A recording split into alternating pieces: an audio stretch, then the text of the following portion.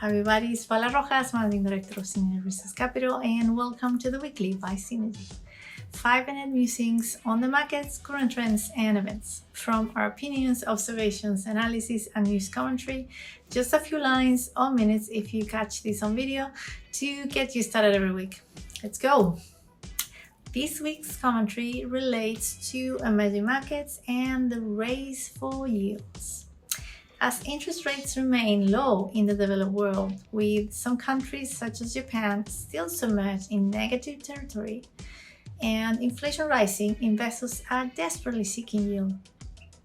This has seen equities soar despite global woes. Emerging markets as an alternative asset class can infuse blue sky into a portfolio. However, the risk undoubtedly increases. We will briefly look into two different ways to play these markets. First, the low-hanging fruit. The MSCI Emerging Markets Index is used to measure the stock market performance within emerging economies.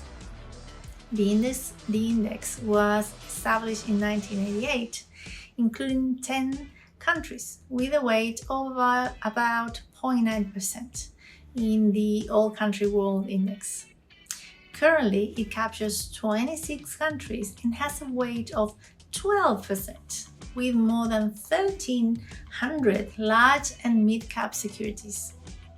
Many ETFs, such as BlackRock's iShares MSCI Emerging Markets ETF, track it.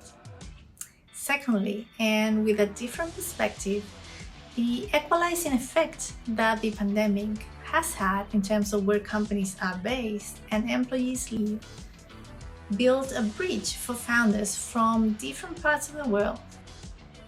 These entrepreneurs are now able to access global consumers and capital.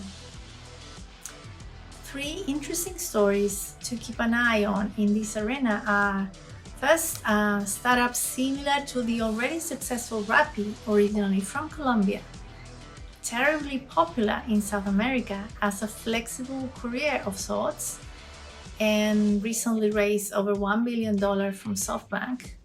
Two, investors such as Ingressive Capital, a Nigerian venture capital fund that invests across the continent. And three, Republic, a crowdfunding platform that allows the general public, just anyone, to invest in startups from as little as $100. The location optionality, one of the most profound effects of the lockdowns, is forecasted to remain even after the whole planet is vaccinated. Effective due diligence processes and tools, as well as expanded access to relevant research and, when necessary, educational tools, will be fundamental to ensure that these strategies become cemented, allowing investors globally to access higher returns while being fully aware of the inherent risk.